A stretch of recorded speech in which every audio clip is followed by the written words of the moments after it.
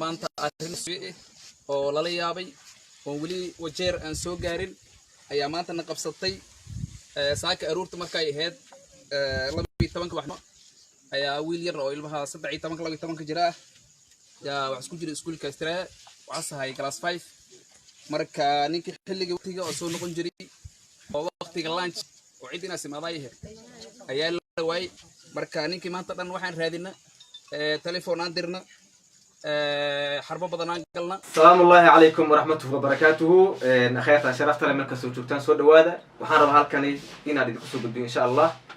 إن نير أصوماليات والقى أفضلتي مقالة واتشر يجبر مالك عيد إلى هذا لا يهي كان يعرفين الدكتي مقالة من ده. بلسه أنت أنا مكشكين قابك ودعي أفضل كان هذا كدعي واتشر صب حال دعي. haddii aad ku cusubtay channelka subscribe saaro like iyo share waana muhiim magaalada Wajeer oo ka tirsan Eastern gobolka waqooyi bari Kenya waxaa ka dhacay xalay afduub loo geystay wiil yar oo iskuul ah marka cunuga iskuul buu dhiganayay subaxa asaga oo shalay iskuul ma uusan aadin oo ka joogay iskuulka markii uu ka joogayna kadib markuu soo baxay guriga markuu la kulmay afduubka sida uu dhacay maruu ka sheekeynay ayaa waxa uu yiri markii la soo afduubtay oo nimanka la soo tageen ragii la tagayna ay ahaayeen madow iyo Soomaali dad isku jiro ay soo qaateen oo arkay xaaladdu inay culus tahay dana soo aadeen dhakan iyo gaariza markay dhaxda ay marayaan ya ilaahay amarkii waxa u suurta gashay in daaqada meeshii qaybta asaga uu fadhiyay ragana ay sheekaysanayaan sheeko u baxayso daaqadana ay muxuha iska fureen muxuha muraayada dajiyeen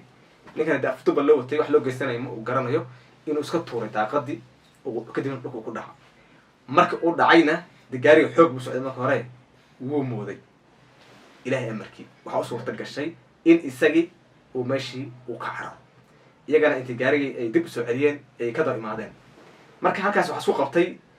gaarigii oo soo noqday ninkii raadinayo iyo gaari kale oo socdo inay halkii isku imaadaan kadibna wiilkii halkii arrinta ku fashilantay ay nimankii dib u soo qaadeen raggiina meeshii ay ka carareen kuwaasi waxay hayeen shabakad isku xirnaa oo tuuga ah waayo waxaad garan kartaa habka u dhacay marka iyada afduubka waxaan ogeyn maalin dhaweyd gaariza in mid la mid ay mataqaana ay ka dhaqday marka waxaan sidiisaba markii mataqaana baadil uu ku socdo inta badan fashil buu mataqaana uu ku soo dhamaadaa hatta tuugada iyaga laftooda markii waxan ay sameynayaan way ogyihiin in ay la kulmayaan muxuha hatta inay gacanta dawlad ku dhacayaan inay dhibaato la kulmayaan way ogyihiin laakiin waxa weeye waxay ku socdaan 20% ama 10% inay ku guuleysan karaan muxuha marka asaga waxaan brushka ay sameynayaan haddii dib aan idin celiyo gabadhii loo afduubtay magaalada Gaarisa ayaa mataqaana waxay ahayd qisadeeda iyadoo ka sheekeynay haddana aan dib idinku celinayo in gabadha markii xaafadda laga soo afduubtay kadib meel la keenay hul ama meel duur kadibna sakiin ay ku sarsareen iyagoo doonayo inay ka helaan madax furasho markii cabsiina ay ka ahayd gabadha la cabsiinayo marka iyada si hadhow markii ehelkeeda ay la hadasho ay wax kasta say u jiraan ay u sheegto ay madax furasho ay u helaan ama kaliyeed ay ka ganacsadaan iyo wax la mid balse markii ay arrintii ay dhacday shabakadu way kulli wax dad mataqaana badan bay hasay ila tahay waxay sameeyeen in dad ay u soo direen bundada ay dhaheen mataqaana operation kaas aan wadnaa bundada mataqaana naga saacida gaariga mataqaana saacida ku soo maro way waxaan ognahay gaariza markii marka Nairobi loo soo socdo bunda la maraa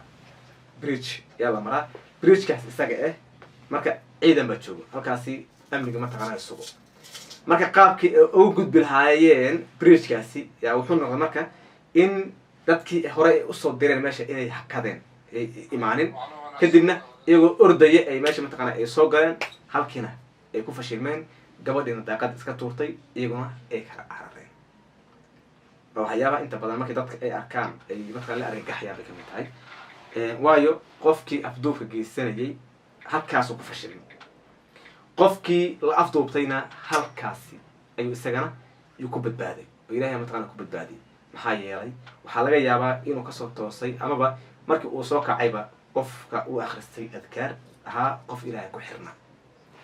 ilaahay ka badbaadiyay inta badani afduubka ay tuugadani ay geysanaysay ayaa mataqaanaaye wax ay ku guulaysteenba waxaa jiray 2 kiis oo qura weli waxaan dhihi karnaa 1 kiis oo ah gabadha hadda aan ka warramaynay ee xabsa maxamed luqmaan kaasi keliya oo xataa si fiican aysan ugu guulaysanin oo ilaahay ka badbaadiyay baa jiray inta kale oo dhan mataqaana ay ku fashilmayeen haddii aan dul marno meelihii ay ku fashilmeen kow waxaan halkan aan ku sheegnay amaba nala wadaagtay muuqaalkeeda hooyo macaan oo ka sheekaysay qaabkii uu u dhacay markii la afduuban rabo in iyadoo albaabkeeda garaacayso ay u imaadeen tuugadan kadib mara ay ka saareen afka ay suuxday laakiin intaas wixii ka hor ay qaylisay sidiina lagu soo gaaray iyagaa meesha ay ka kala carareen waa fashil markaa asaga midkii kaloo fashilmay waa midka hadda gabadhan gaarisa ah ee gaariga iska tuurtay iyadana waa ku fashilmeen waxaa kaloo ay ku fashilmeen iyaguna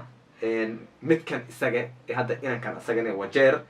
in isaguna uu u suurtageli waayey oo inankii isagana gaariga uu iska tuuray sida iyadana uu uga badbaaday marka kolley dowladdu arrinta iyada ah way ku hoolan tahay wayna og tahay wax laga jiifo ma ahan wax laga jiifo ma ahan waayo amniga in la sugo waa wax mataqaanaa waajiba waan la ogyahay xaqiiqatan dowladdu dadaal kuma yara oo mataqaanaa wax badan bay samaynaysaa laakiin afduubku wax mataqaanaa Kenya kaliya ku eg ma ahan wadamo badan buu mataqaanaa uu ka dhacaa wadamada uu ka dhaca oo hore usoo sheegnay waxaa kamid ahaa wadanka Nigeria afduub badan baa mataqaanaa ka dhaca sanad kastaba intaas oo hablood oo mataqaanaa lagu afduubta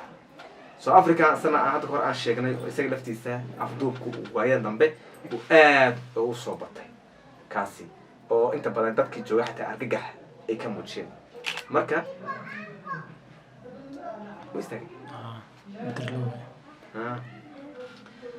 okay marka afduubku sidiisaba wuu isu soo tarayaa oo marka dambeyso waxaa arkaysaa in wadamo kala duwan mataqaanaa uu ku fidayo in wadamo kala duwan inuu ku fidayo yaa mataqaanaa yaa garanaysaa balse insha allah hadda wadankani Kenya waxaan rajaynaynaa in afduubkan isaga ah intaasi inuu naga soo dhamaan doono maadaama lagu raad joogo shabakadana dhawaan insha allah la soo afjari doono daawadayaal intaasaan kusoo koobay barnaamijkan intaan barnaamijkan kan kulmayno nabadino oo maaragtay gaaris nafteeda habeen saddexaad warar noocaas naga soo gaaray arrimi markii inay anaga soo galeen oo inagu bilowdeen aan jeer u sheegaynaa marka wax leenahay wajeer waalidiinta waxaan ugu digaynaa ardayda oo maaragtay diinta islaamiga iyo maadigaba dhigata in maaragtay aad loo ilaaliyo ilaahna ilaalin kara may iyo magaalo meel kasta ayaa la jiraa dadkan way firaarsan yihiin marka wajeer waa la soo galay nimankii Nairobi ana soo galay FIB Nairobi soo gashay tuugada Nairobi soo gashay marka waxaan leenahay wajeer arrintaas inay maanta ay dhacday oo wax sheeke iyo waxaas ay ahayn oo shaahid aan wahayna oo aniga hadda in la hadlayo socdo waan shaahid ka yahay oo hadda aan joogo gurigi wiilka saaki laga toobay gurigiisa aan joogo ayaan maaragtay hadda in sheegaynaa marka insha Allah ta'ala ilmaha aad ha loo ilaaliyo waalidiinta dhamaan meel ay joogaanba insha Allah ta'ala ilmaha la ilaaliyo taas ayaan ku boorinaynaa marka arrintaas ayaa jirta